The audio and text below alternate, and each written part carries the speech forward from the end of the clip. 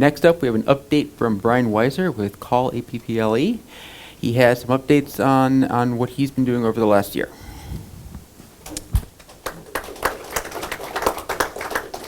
Hi, everyone. Thanks for tuning in and coming this morning for our annual Call-A.P.P.L.E update. Call-A.P.P.L.E is the oldest user group in the United States, founded in 1978. And besides myself, we've got Bill Martens, who would love to be here. He's the president, sort of the overall vision of the user group. He restarted it back in 2000. Jim Maricondo, who you might know from the Twilight 2 screensaver, and he does other things for us. Javier does, of course, retro brighting and good hardware reviews.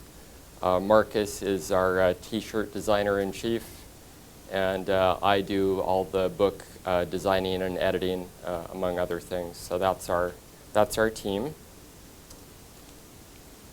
And if you want to be a member, it's $28 a year. That includes access to all the legacy PDF magazines, new magazines, access to legacy software, user group discounts that Apple provides, things of that nature.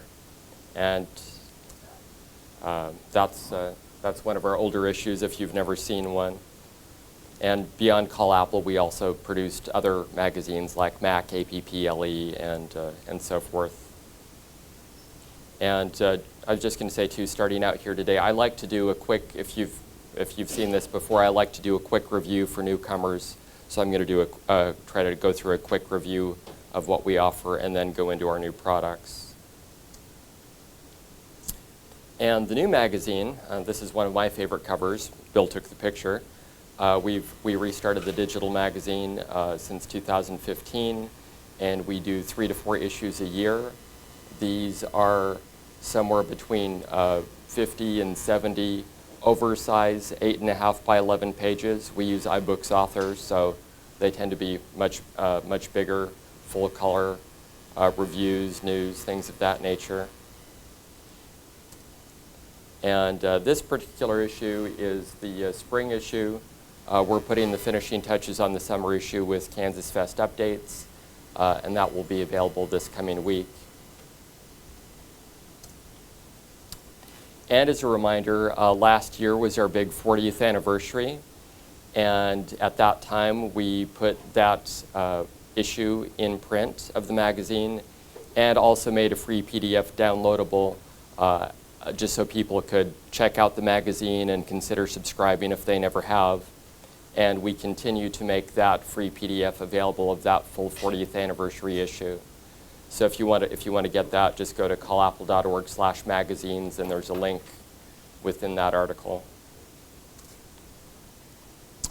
And besides those things, we're also a news site. Obviously, a little bit has happened since System 6.02, but we do report on current news as well, along with good legacy news on both the Mac, Apple II, and other general retro goodness.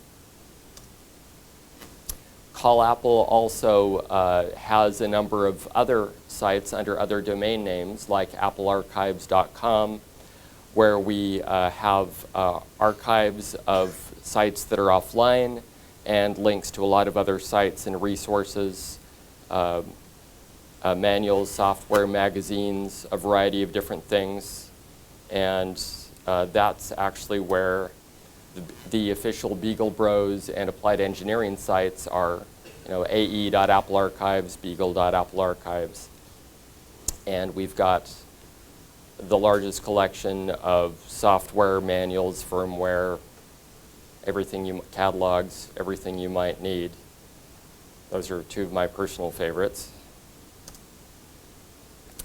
And Bill had started virtualapple.org back in 2003. This is, you've probably heard this from other people. This is web browser emulation of games for Apple II, Atari, other, we've got Virtual Atari, Virtual Game Boy, etc. Currently, it's in a state of transition because of some of the web browser standard changes and supporting Java. It's being retooled right now, but that is certainly coming back with full functionality.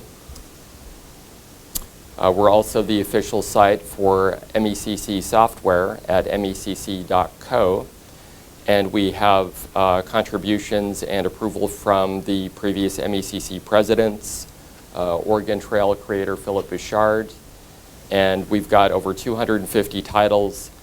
Bill has spent so much money buying and getting donations and scanning all the manuals, and it's been a long process of scanning and compiling, and that's still in process, and there's quite a bit of it online there, with certainly more to come. With that many products, it's just an enormous project. And beyond all of those fun things, we're also a book publisher, and we'll be going through some of these here in a minute. And this is all at callapple.org/books. If you go there, that's just a quick summary of all of the books on one page if you don't want to navigate down into the categories. And the first book we recently did was the WozPack Enhanced Edition, which is a collection of Steve Wozniak's restored handwritten notes and printouts. It was really the first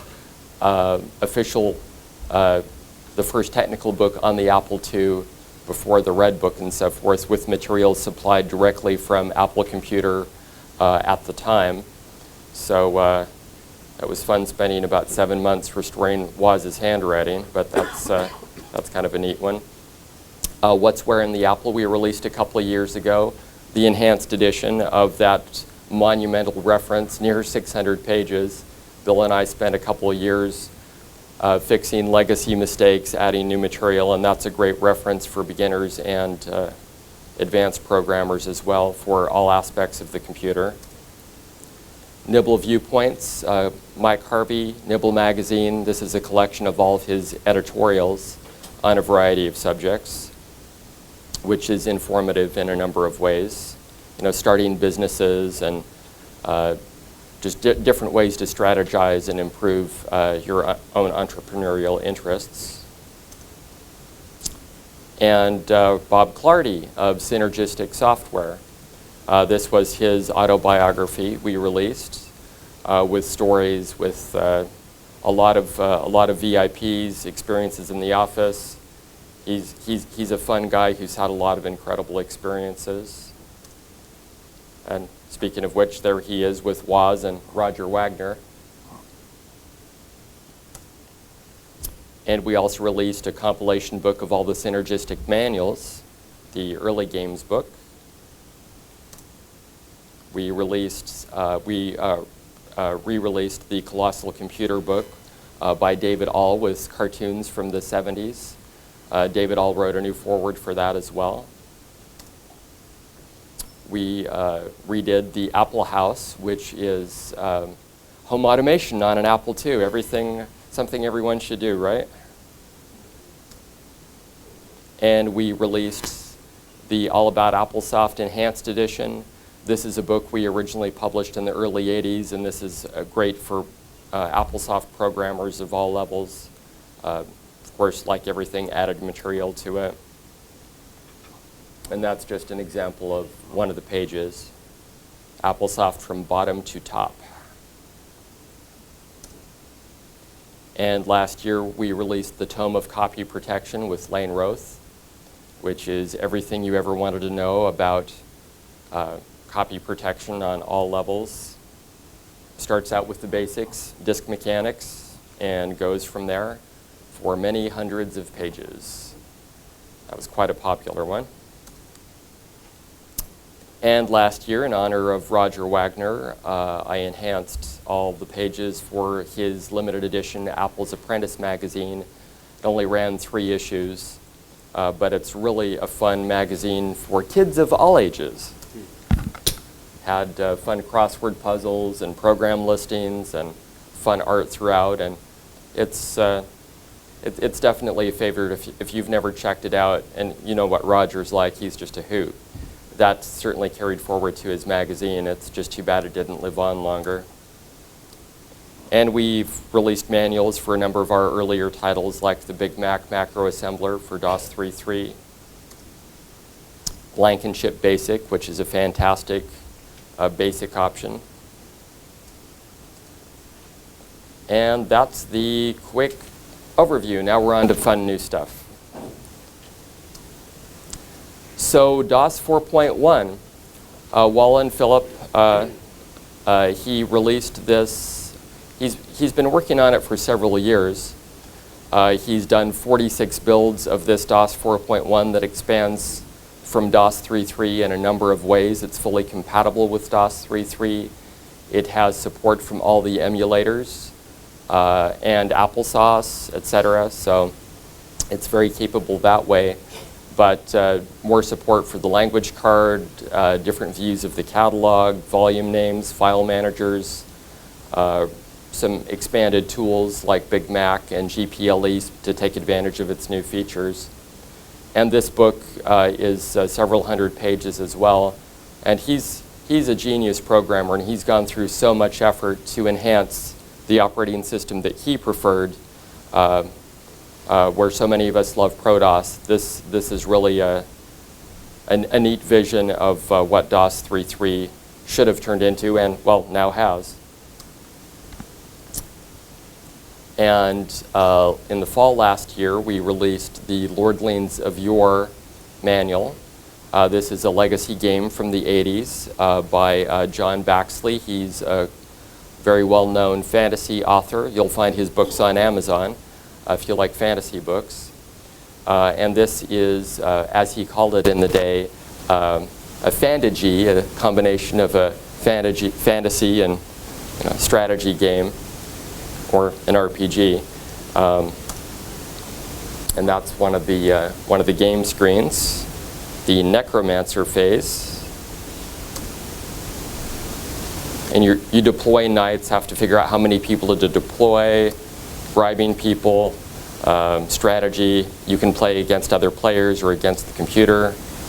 So there are several different phases prior to combat. And I enhanced all the artwork and did new layout and so forth for that. He wrote a new foreword for it as well. Just some of the artwork. And then the fun thing that we've just done is a box for this great game. So this is the pretty much near final version of the game. Box, and we're going to have a physical disc, as you can see, with the manual, and it's actually going to be a signed limited edition with your choice of paperback or hardback. And there is an RSVP link coming to the Lordlings of Yore page on our website. If you just go to Books and Games and Lordlings of Yore, there'll be an RSVP link in there for expressing interest and indicating your preference of format of the manual, and the pricing and so forth will be forthcoming once we've got a better idea of how many people are interested. So if you want to see this become available, and yeah, please RSVP. And I'm just going to pass around a sample of the box and the manual inside if you'd like to look at it.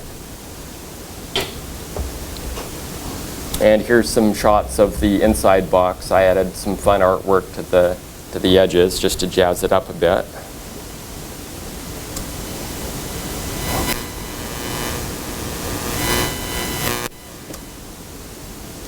And you've probably never seen this guy or heard of this book, but good old Graphically Speaking by Mark.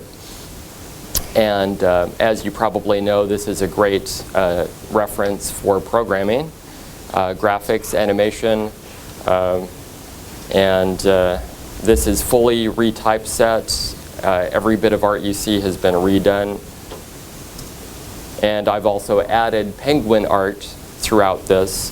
You might have actually noticed on the cover, that's my little shorthand for Penguin Enhanced Edition, featuring a penguin that his wife drew.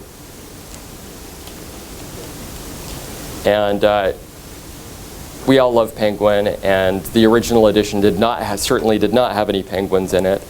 So there's penguins throughout it, over 25 penguins you've never seen before. This is page 1 of 2 of Penguin lore that appeared on the back of the different product boxes, where you could learn things like, cats and penguins are often seen together in sushi bars, and penguins have little interest in archery, and fun little things like that. And it's kind of fun to brush up on your penguin lore and learn more about it. Mark also wrote many-page foreword for this book as well. And just a few examples of some of the different pages. More machine language. Three-dimensional graphics. And when I placed this one, and I chose the penguin and I chose the phrase, trying to fit the penguin to the phrase to maybe the chapter, to try to group something that was never intended to be grouped. And as I put this one here, it says, penguins do not eat turnips. And he's holding a disc, so I have to wonder if penguins eat discs, maybe. Only if they're turnip flavored. Oh, turnip flavor, okay. And this one with the penguins shun Argyle socks.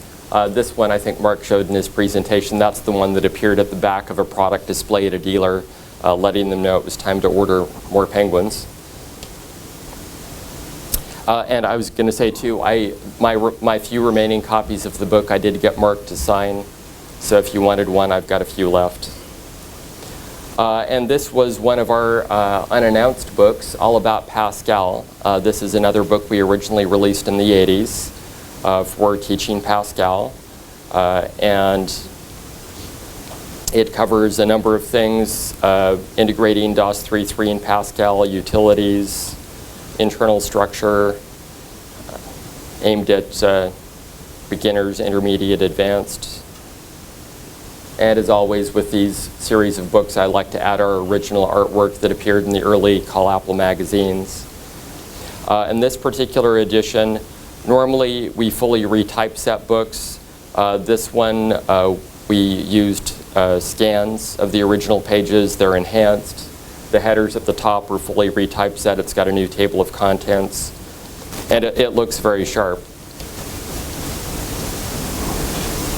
Here we've got Pascal techniques, hardware interfacing. And our next unannounced book, Bill and I had so much fun with 600 pages of what's where in the Apple, we thought it would be a brilliant idea to do about 580 pages of all about DOS. Fully retypeset. That's where the fun was. And this one also was released in the early 80s.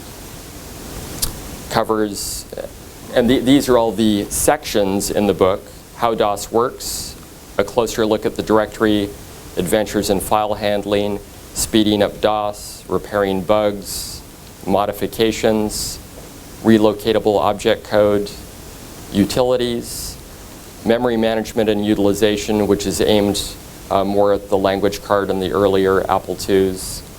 It highlights other operating systems actually, like DOS 4.1, Pascal, CP/M, TRS-80, and Atari. And then we've added several appendices to it as well.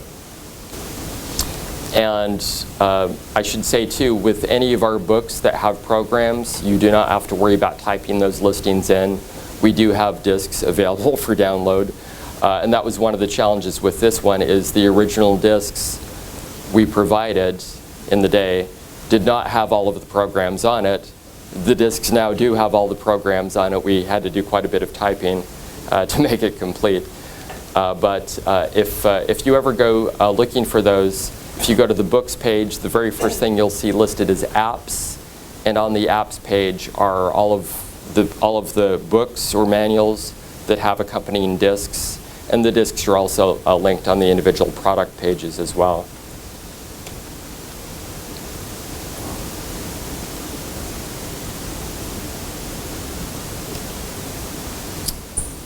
And Quality Computers. So we have an official license now with Quality Computers in a partnership with President Joe Gleason, and also to a Live magazine editor, Jerry Kindall. And this has been fun. I also fully remastered the logo for Quality, just like I've done for all of our other projects, AE, Beagle, stuff like that. To Alive magazine, Bill plans to start putting articles from these magazines into the news feed on our website. And I remastered 2 of the manuals, Signature GS from Giulio Proni. And you might actually know him from Econ Technologies. They make a number of current Mac utilities to this day. He's been doing that for 20 plus years. And Signature GS is a collection of control panels that make your 2GS easier and more fun to use. So you get a screen blanker, screensaver, desktop pattern editor, a sound selector, and a boot setup utility. Specifically Phantasm, Sonics, Graffiti, and Bootmaster. And then Six Pack by Bill Tudor. This one adds over 13 new features via extensions and control panels,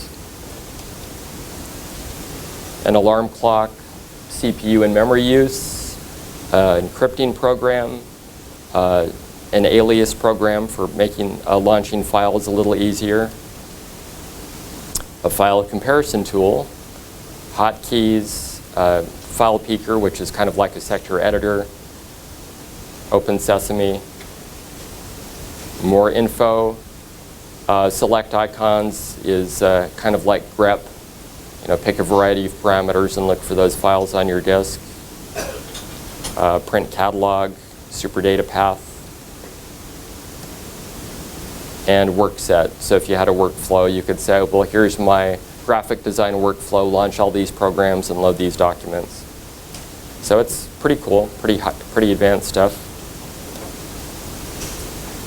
And then we get into, well, in this case, I'm a little extra biased. This is my personal program, the Etch-A-Sketch and other fun programs.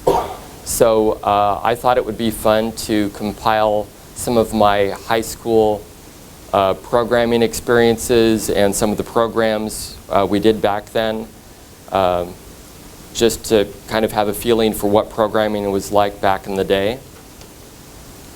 And so, yeah, here's me having fun in front of my Apple IIe. You'll notice there's an IBM disk there. Well, that seems out of place. Well, I borrowed that from the school. I thought that would be the perfect blank disk for some games. So that's what that's all about. And this is our school computer lab. We had about 12 Apple IIs. And my computer science professor, who had a great approach to teaching. He made it fun and entertaining. He would ask students to come up and demo their programs on a big 40-inch TV.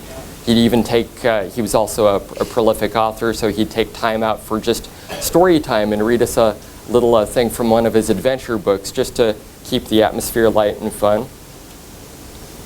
And we also had IBM 5150s in there. And he was in there working right alongside the students, so he seemed just like one of us. Made it really fun. And this was our Bad Apples Computer Club that took place after school. And here we all are trying to look sophisticated. And actually, I should, hey Steve, how am I doing on time? Good. 6 minutes. Oh, okay. So I just have to share this funny story. So in the computer lab, one of my buddies took a picture from his original game at home to play with. We learned you don't bring original disks to the lab because people stuck pencils and things in disk drives. And he was playing with this graphic, and a different teacher comes by and says, oh, let me see the original disk. Well, this is just a picture I'm working with. The teacher didn't believe him. So the teacher reaches for the disk. My friend tries to keep the disk in the drive. In moments they're struggling, they're actually wrestling with the drive, so much so that they hit the floor with the disk drive and they carry the IIe along with them. And afterwards, I guess the teacher realized my friend was actually telling the truth and then offered to replace the disk. But As I joked in the book, is this copy protection in action? Yeah. I'm still in contact with them, and one of them is up here, but...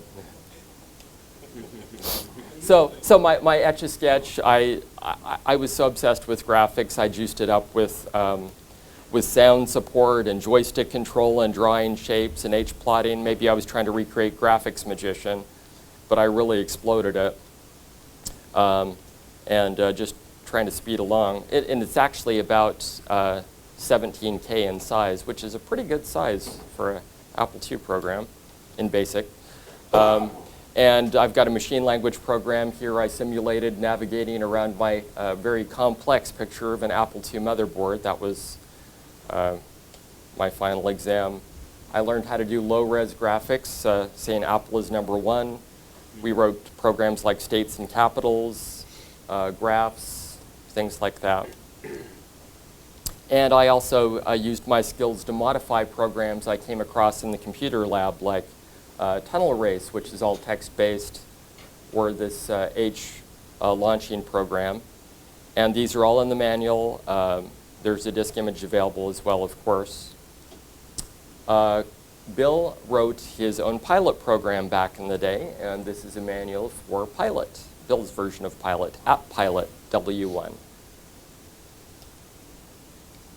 Bill's son Ken wrote a tic-tac-toe, so we thought it would be fun to give him a manual and support his Apple II programming endeavors.